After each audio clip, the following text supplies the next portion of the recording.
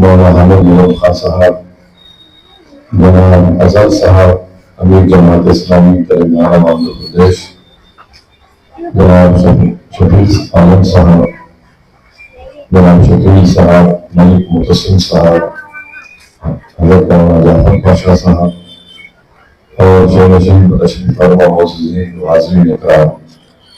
میں مبارکباد دیتا ہوں خدا ڈپو کو بک شاپ کو اپنے 25 سال مکمل کرنے پر، اور بھی حضرت نے فرمایا کتابوں کی اہمیت کے بارے میں کہ ہمارے مسلمانوں کے عروج کا جو وقت تھا، تو مثال کے طور پر قرطبہ میں 70 لائبریریز تھے اور وقت کے خلیفہ کے پاس اس کے خود پرسنل لائبریری میں 4.5 لاکھ کتابیں تھیں، اور اس وقت فرانس میڈیول یورپ بولیے، فرانس بولیے، وہاں پر صرف 4000 کتابیں تھیں۔ تو آپ اندازہ لگائیے کہ ہم لوگ کہاں سے کہاں گر گئے ہیں۔ حضرت نبی فرمایا کہ رسول اللہ صلی اللہ علیہ وسلم کے مانا کا مانی کا نام بھی ہمارے نوجوانوں کو نہیں معلوم، تو یہ بہت ضروری ہے کہ کتاب پڑھنا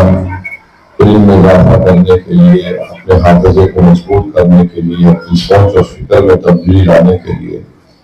مگر افسوس یہ ہے کہ آج کے زمانے میں ہم سب لوگ مشغول ہوئے، ہم لوگ پڑھنے کے بجائے دیکھنے میں لگ گئے فون کو، اور جب سے یہ فون آیا ہے پڑھنے کی عادت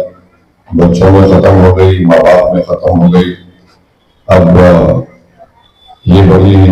مشکل اور کٹھن وقت ہے، مگر اگر ہم ابھی بھی پڑھنے کی عادت کو ڈالیں، لوگوں کو ترغیب دیں، تو انشاءاللہ تعالیٰ ہم اپنی دین سے وابستہ کو مضبوط کریں گے، اور ہمیں قوم و ملت کے لیے سوچ اور فکر اور نئے آئیڈیاز کی ضرورت پڑتی، وہ پڑھنے سے ہی آپ کو حاصل ہوتی۔ اور میں اپنی بات مکمل کرنے سے پہلے کہنا ضروری سمجھوں گا کہ امریکہ کا سب سے بڑا داعی جو تھا وہ اسلام کے لیے ملک شہباز، جس کو لوگ میلکم ایکس کہتے تھے، میلکم ایکس نے لکھا کہ 20 سال کی عمر میں مجھے کسی چوری کے الزام میں جیل میں ڈال دیا گیا۔ پھر بعد میں مجھے خیال آیا کہ میں نے صرف 8ویں جماعت تک تعلیم حاصل کی، مجھے علم حاصل کرنا ہے۔ تو نارتھروپ لائبریری میں ملک شہباز میلکم ایکس شہید رحمۃ اللہ علیہ لکھتے ہیں کہ میں وہاں پر بیٹھ کر اس لائبریری سے کتابیں لاتا، کیونکہ جیل میں جو لوگ جیل کو ان کو معلوم ہوگا کہ مغرب کے اذان کے بعد یا سورج غروب ہونے کے بعد لائٹ بند ہو جاتی، تو میں جیل میں بیٹھ کر جو لائٹ بیچ میں ہوتی اس کو دیکھ کر پڑھتا، اگر کوئی گارڈ آتا تو میں سونے کا بہانہ کر کے لیٹ جاتا۔ تو جیل میں رہ کر میلکم ایکس نے فلسفی کے کانٹ اور نیچے کو پڑھا، اور جو لوگ فلسفی کو جانتے وہ ان کو معلوم ہوا کتنا مشکل ہے کانٹ کو اور نیچے کو پڑھنا۔ پھر میلکم ایکس نے قرآن کا مطالعہ کیا، اور پھر میلکم ایکس سے جب پوچھا گیا کہ اتنا علم اور اتنی بہترین تقریر آپ کیسے کرتے ہیں، تو میلکم ایکس نے کہا کہ وہ جو وقت میں جیل میں گزارا